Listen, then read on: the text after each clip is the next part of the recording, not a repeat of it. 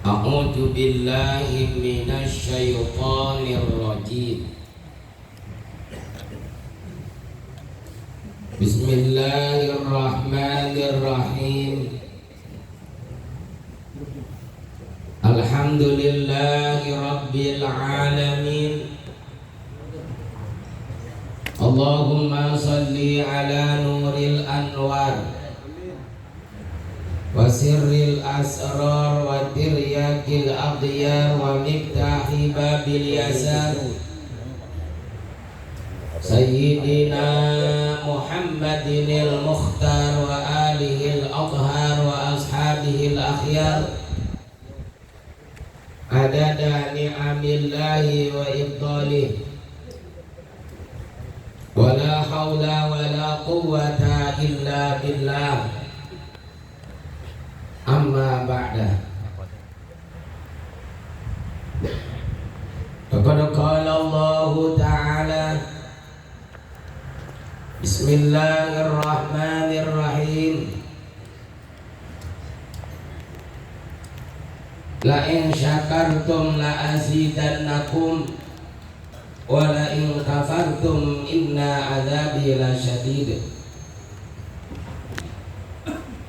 Wa qala nabiyyuna Muhammadun sallallahu alaihi wasallam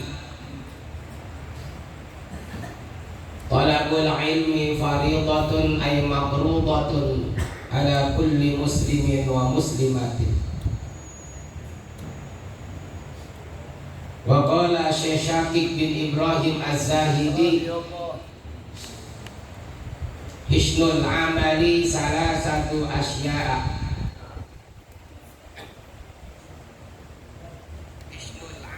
Awaluha ayyara annal amala minallah liyukassiral ujbah. Wasaniha ayyurida ridallah liyukassiral hawa. Wasalisuha ayyurida sawabahu minallah liyukassiral riya. Rabbi shrah li sadri wa yassir li amri wahlul 'uqdatam min lisani yafqahu qawli. Allahumma arzuqna fahman nabiyyin wa hifdzal mursalin wa ilhamal malaikatil muqarrabin. Allahumma akrimna bi nuril fahmi waftah alaina bi ma'rifatil ilmi wa hassin akhlaqana bil hilmi wa sahhil lana abwaaba fadlika wansur alaina min khazaini rahmatika ya arhamar rahimin. Al-Mukarramun yang sangat saya hormatin, saya muliakan dan saya banggakan, bil khusus guru kita Al-Mukarram Haji Hasan Basri. Kita doakan mudah-mudahan beliau senantiasa dipanjangkan umurnya, sehat selalu jasmani rohaninya, dan Allah berikan kemanfaatan ilmunya. Juga para zuriyah, para habaib,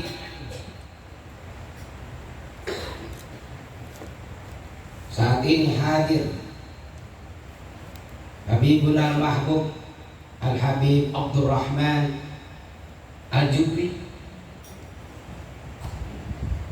Al-Habib Nagib Sekap, dan Habib-Habib yang lain.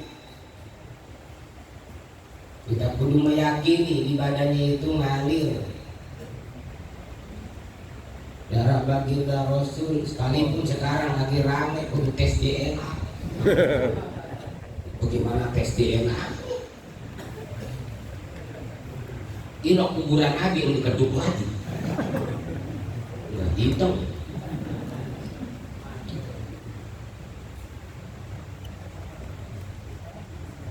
Juga para ulama yang lain, para kiai, para ustadz, mohon maaf,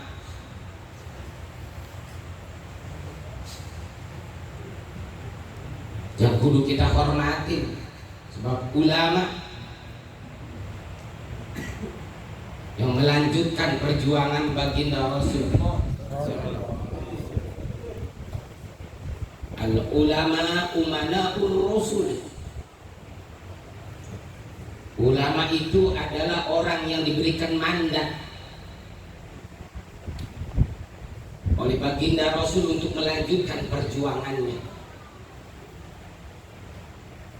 Kalau kita lihat sejarah baginda Rasul begitu payah dan susahnya, sama karena jadi kalau ada ulama senang berarti bukan umana Rasul.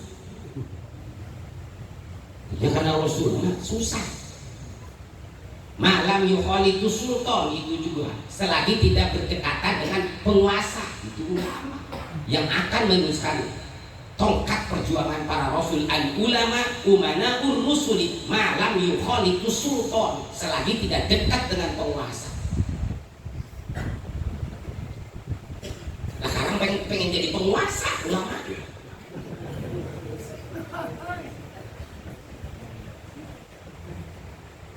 Walam yadkhulu fid dunya, dan ulamanya enggak ambisius dengan dunia. Apa tahu ambisius? Kagak ngerti ini gue kisah. Sesakaan.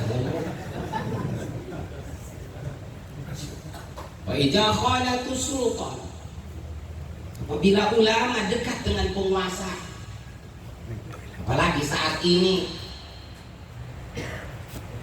sampai diundang para ketua partai Anu Sudibyo, diundang digiring pakai hadro, ulamanya mah gurunya kagak digiringnya. Dia tahu ayam meureun, ayam meureun.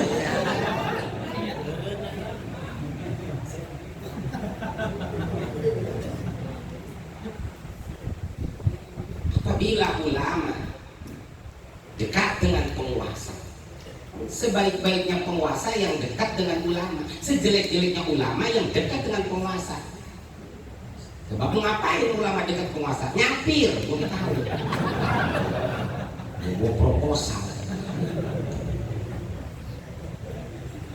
Kenapa saya berani ngomong begini? Karena Ki Hasan Basri, beliau mah beda sama kita. Beliau mah enggak dekat sama penguasa, makanya berani ngomong begitu. Walam yadkhulu fid dunya wa idza khalatu sultan wa yadkhulu fid dunya. Apabila penguasa, apabila ulama dekat dengan penguasa, ngikutin penguasa, bobo proposal, di absen, di pemda, paling dapat 10 juta ini, datangnya masih juta. Bekal sono, bekal sini.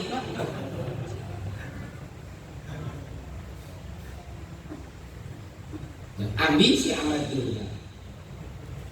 Maka apa kata Nabi? Jauhi dan waspadalah terhadap itu ulama. Makanya kita doakan guru-guru kita, semoga Allah kasih keberkahan dan kemanfaatan ilmu. Amin. Kalau datang mah nggak apa-apa, jangan kita datangin. Kalau datang mah nggak apa-apa, apalagi saat ini banyak utang atau sekarang. Lu mau ngerti ini lu utang atau? Cari di Google utang atau. Ngomongin aja sama utang atau. Bahasa mana utang atau?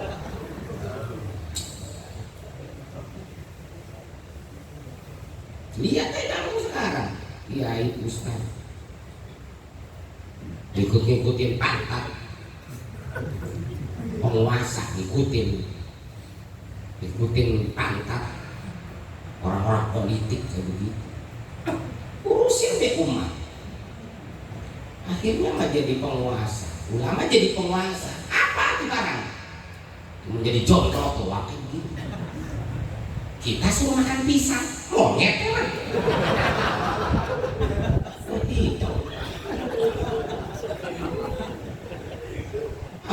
kan lu bilang gua ngomong begini. Pertama dikasih gede kagak ngeri kok penjara. Sebenarnya gue lagi meriang, isok-isokan, besok juga hubung ada urusan bocah perpisahan di Bogor. Saking gue cuma mengembangkan bakat teman, bakat kebutuh. Gue ngomong begini, emang dia nggak ada umar, nggak ada penguasa yang datang. Aneh, maka gue nggak ada yang mau datang. Takut tuh, ada uang sehat.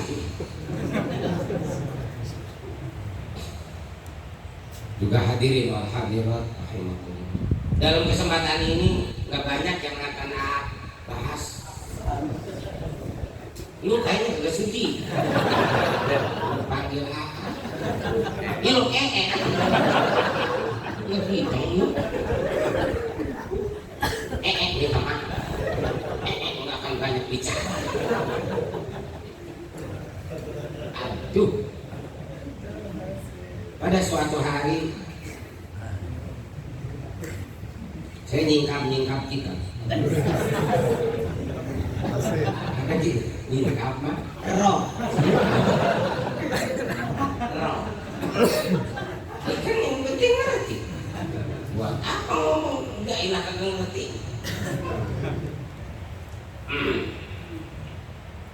Ada kitab namanya Tambihul Ghafilin karya Syekh Naksir bin Muhammad bin Ibrahim As-Samarkand 375 Hijriah.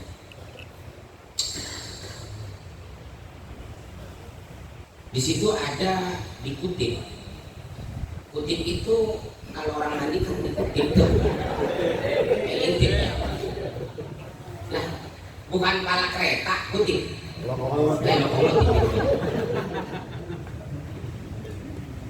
Syekh Syakib bin Ibrahim Az-Zahidi radhiyallahu anhu beliau berkata, hisnul amali salah satu asya.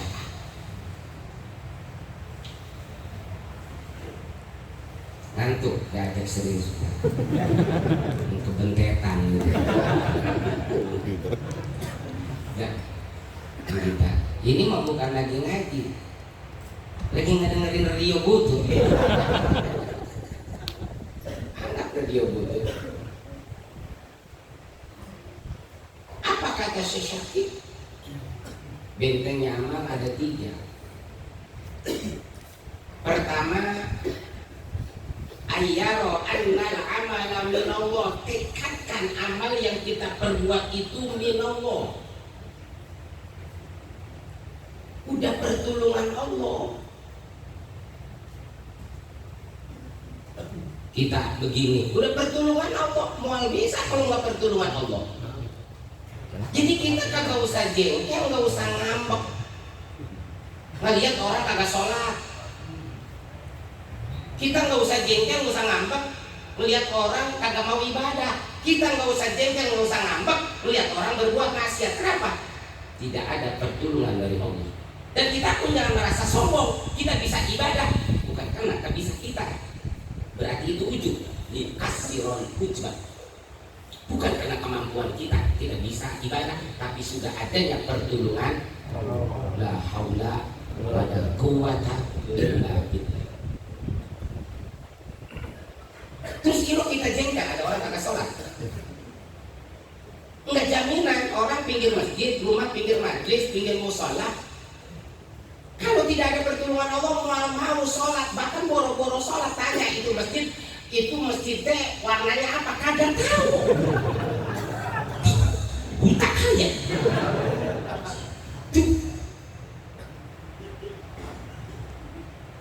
Orang kaya kalau nggak ada pertolongan Allah mau bisa melaksanakan ibadah haji. Orang melarat karena adanya pertolongan Allah bisa ibadah haji.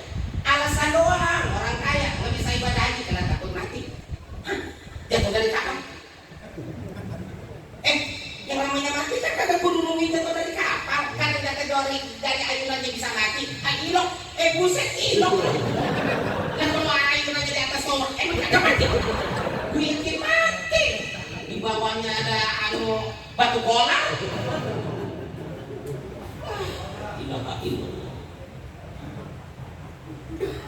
Mual kalau ada pertolongan Allah mah biar kata awak gagah puasa mual bisa. Kadang puasa seharian lu kayak ngelempet baik kayak orang mama kasih mati kali. Sergep lagi udah kagak puasa kayak udah gatok ke kiai ke Habib nanyain, Bib, Yai itu lebaran hari apa sih? Hari Jumat apa hari Sabtu? Emang lu puasa? Kagak. Kagak puasa karena ini lebaran. Buset hidup banget di depan TV ngobrol aku gitu nonton sidang isbat. Kagak puasa nonton sidang isbat. Suek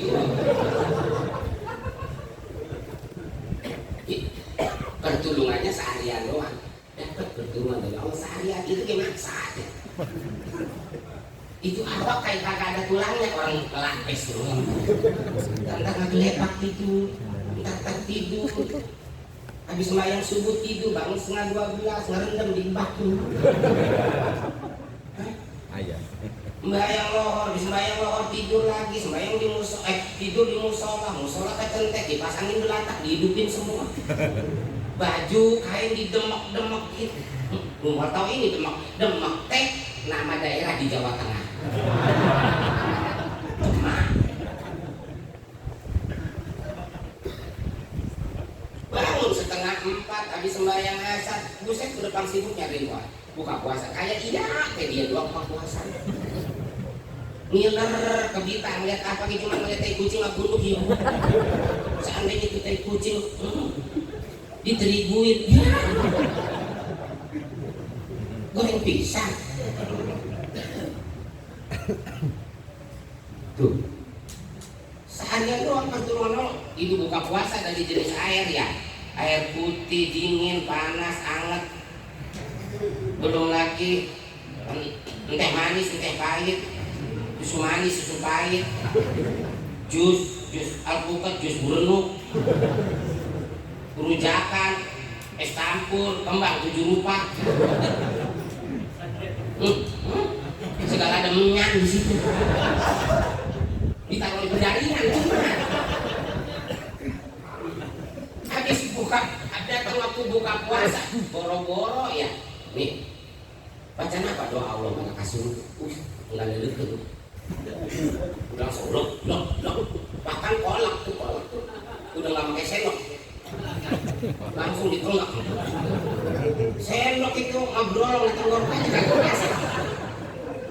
Itu kelolodan. Apa ya kelolodannya? Kelolodannya apa ya? Ketawa. Setelah tenggorok, setelah itu saya nggak kerasa. Habis buka puasa ya, orang-orang mana pada larian ke masjid, ke musola, tarawih, boro-boro. Ngomong ya kagak nyambung orang kebentetan. Tuh, jadi kita nggak usah ngambek, nggak usah sewot, nggak usah jengkel melihat orang nggak mau sembahyang. Tekadkan apa yang kita berbuat ibadah kita minallah. Adanya pertolongan Allah. Maksudnya apa? Supaya jangan ada rasa kesombongan di diri kita. Zaman dulu ada seorang yang umurnya 500 tahun. Hidupnya di hutan gunung. Gunungnya itu di tengah-tengah laut. Cuman semata wayang. Nggak pernah maksiat matanya, nggak pernah maksiat kupingnya, hidungnya, kaki dan tangannya, nggak pernah maksiat, mati. Langsung dituntun sama malaikat. Kata Allah, malaikat tuntun, bawa sono ke surga. Ketika dituntun, mereka, iya ada apa? Saya masuk ke surga karena ibadah saya kan. Itu malaikat langsung berhenti ngomong apa tuh? Ngomong apa tuh? Coba balikin lagi. Saya ke surga karena ibadah saya. Kan saya belum pernah maksiat sama selama 500 tahun. Saya mengabdi ke Allah. Berarti saya masuk ke surga karena ibadah saya. Oh jadi lu hitungan kalau begitu. Oke kalau ngomong gitu, gue melaporan ke Allah. Ya Allah,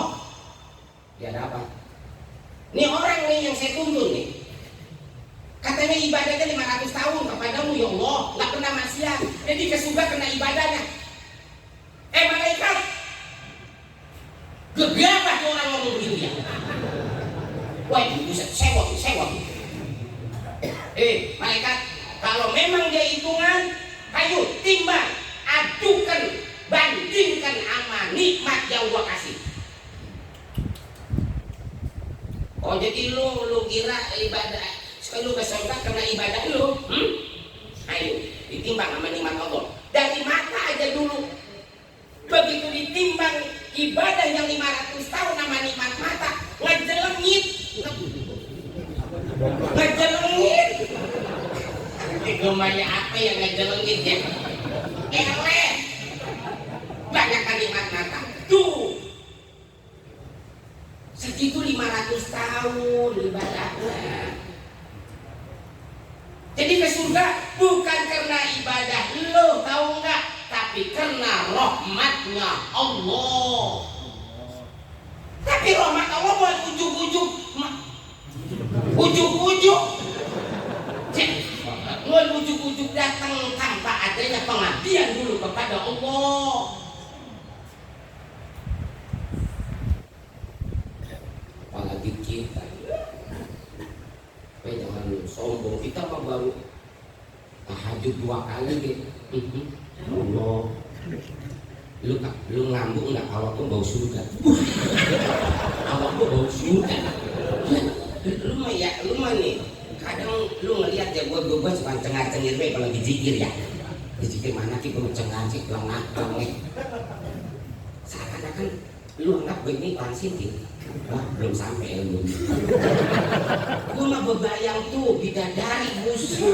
Bidadari makanya gue lengak-lengek sama gue nih itu bidadari ya. Nih itu kan baik itunya kutannya begini-gini.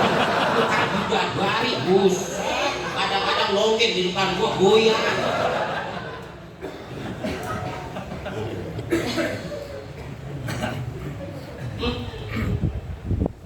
Jangan bujuk. Sebab semuanya akan menjadi pesona. Ilmu bisa jadi pesona. Enggak boleh ujuk.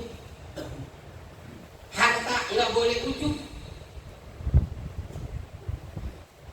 Semuanya pesona yang ada di diri. Keluarga kita akan menjadi pesona. Merupakan bisa menimbulkan fitnah. Apabila kita bangga, terus ketika kita mendoa dikabul doa kita oleh Allah, bangga kita. Oh, merasa bangga doa gua bisa dikabul oleh Allah. Semuanya ayyaro annal amala minallah. Tekankan amal yang kita perbuat. Kita bisa sholat, kita bisa puasa, kita bisa ngaji, kita bisa riyadhah, kita bisa sedekah jariyah dan sebagainya. Bukan karena kemampuan kita, tapi karena adanya pertolongan Allah Subhanahu wa ta'ala.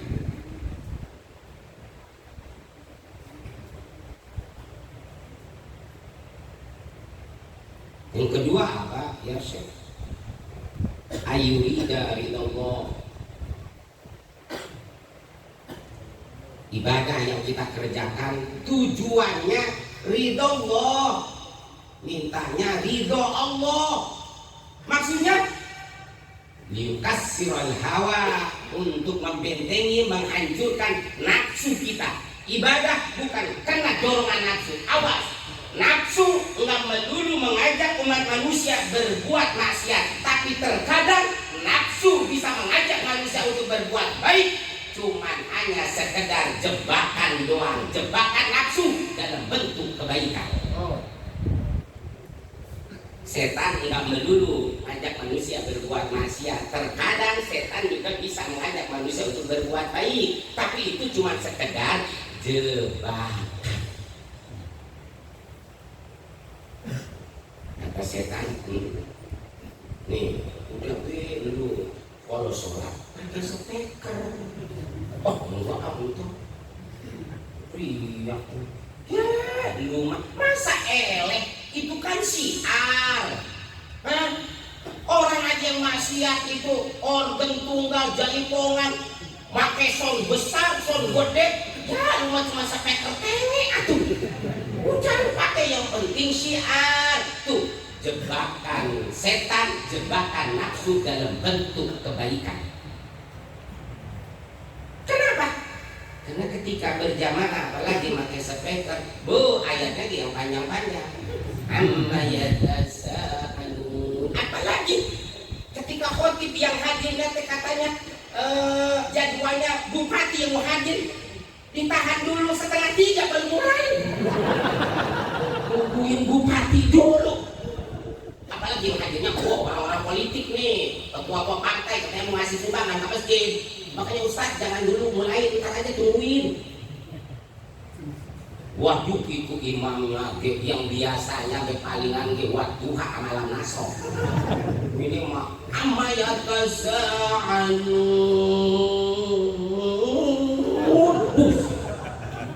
Kori kagak laku.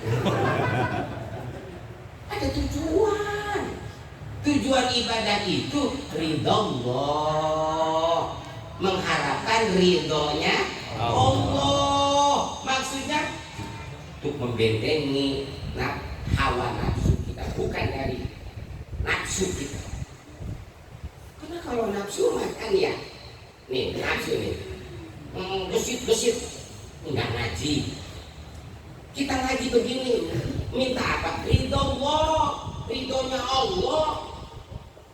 Apalagi manakib, luar biasa. Selain ridhonya Allah, udah janji Syekh Abdul Qadir, fa in sa'altumullah fas'aluhu bi. Kalau lu minta permintaan ke Allah, sebut nama gua dulu. Dalam Jawahirul Ma'ani bukan, atau Nurul Burhan. Fa in sa'altumullah fas'aluhu bi. Cuma kan kita memintanya doang, egois. Lu mah kepengen lu. Kata Allah buat gua mana? Di saat nggak dikabul udah kagak mau panakin. Panakin gue dulu utangnya gede.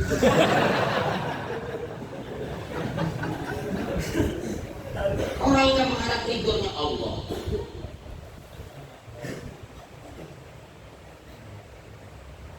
Jarah mah jarah. Dagang bukan malah laris. Modal menunggu. Jarah. Ini nangis kan.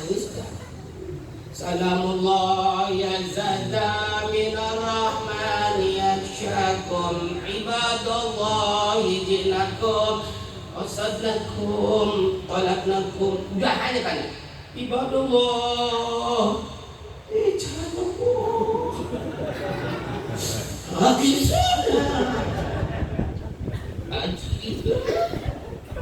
karena mujawirnya nangis ikut nangis. Mujawir mah ustaz bawa sorban, air mata jadi susu pakai sorban. Dia mah pakai kain, lupa nggak pakai celana. Ya Allah itu hari astagfirullahaladzim. Siang-siang kalbu.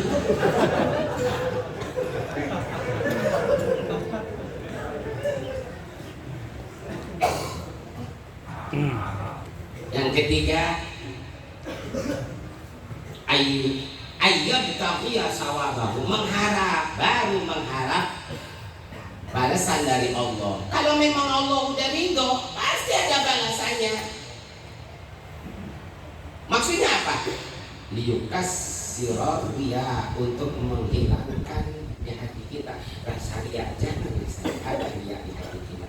Udah cuman mengharap, pertama karena pertolongan Allah, yang kedua karena mengharap ridhonya Allah, yang ketiga mengharap pahala balasan dari Allah. Setelah Allah ridho, apa yang pengen? Apa yang kita pengen? Udah siap. Pasti apa? Sawabahu, pahalanya surga telah menanti. Luar biasa. Katanya bidadari surga itu perempuan, tapi perempuan dunia yang solehah bisa mengungguli kecantikan bidadari surga. Tuh, mudah-mudahan ya istri kita semuanya, bini kita solehah semua. Tanda solehah apabila seorang bini meridhoi lakinya kawin lagi, itu solehah. Bilang dulu belum ini belum. Hah? Bun. Bun, ini teh bunda. Ada apa panda?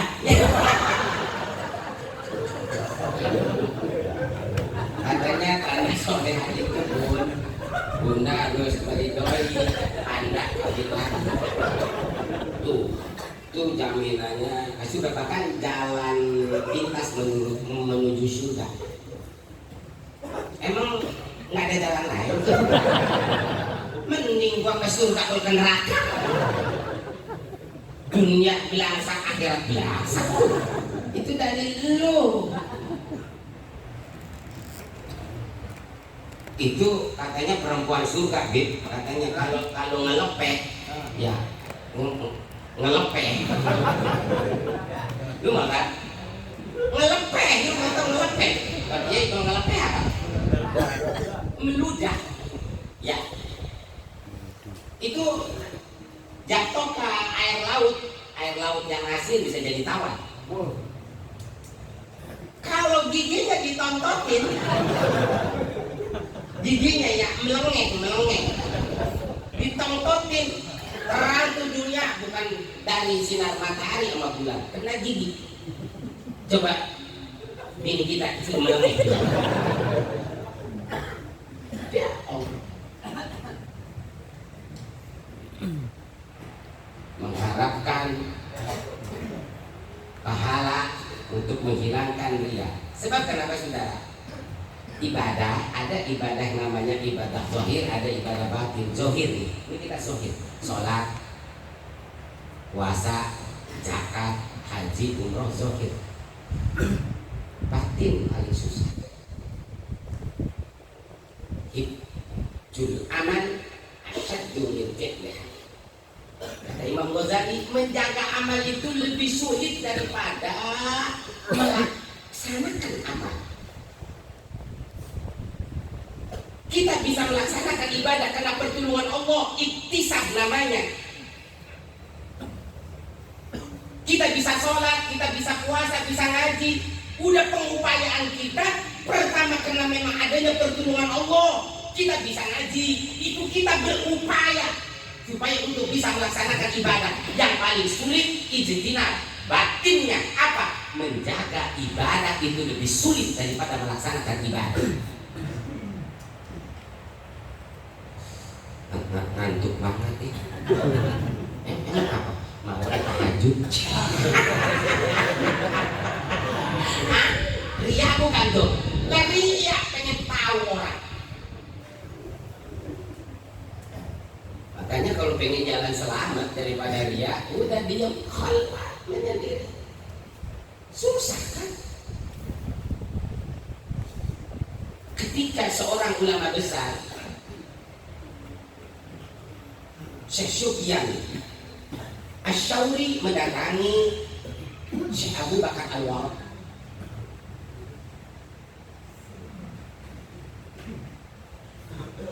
Imam Sufyan Asy-Syauri berkunjung sowan ke Imam Abu Bakar Al-Warraq. Apa kata Imam Sufyan Asy-Syauri? Tidak ada pertemuan yang paling saya harapkan melainkan saat ini pertemuan kita berdua. Kata Syekh Abu Bakar Al-Warraq, tidak ada pertemuan yang paling saya benci melainkan pertemuan saat ini kita berdua. Kan beda. Kok bisa begitu, Syekh? Iya. Nih, wahai Syekh, kata Syekh Abu Bakar Al-Warraq ke Syekh Sufyan Asy-Syauri, saya datang kemari ke saya, pakaiannya rapi kan, pakai wangi-wangian kan, ngomongnya pelan-pelan, hati-hati, takut salah. Saya juga sama, karena yang datangnya seorang ulama besar, saya pakai pakaiannya yang bagus, saya suguhin, saya ngomongnya pelan-pelan. Apakah itu bukan ria? Syekh Sufyan Asy-Syauri ngabukuk nangis langsung pulang. Lah apalagi kita.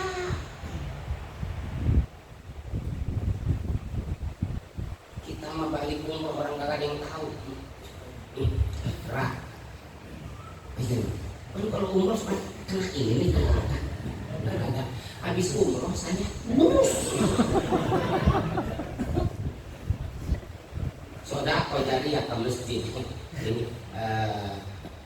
DKM saya jadi nggak usah diumumin, hamba Allah aja. Ini pakai air bin ketahuan kene. Sulitnya kita menyembunyikan ibadah. Makanya iktisad ada istinad, iktisad pengupayaan kita di dalam melaksanakan ibadah, tapi jangan sampai ria.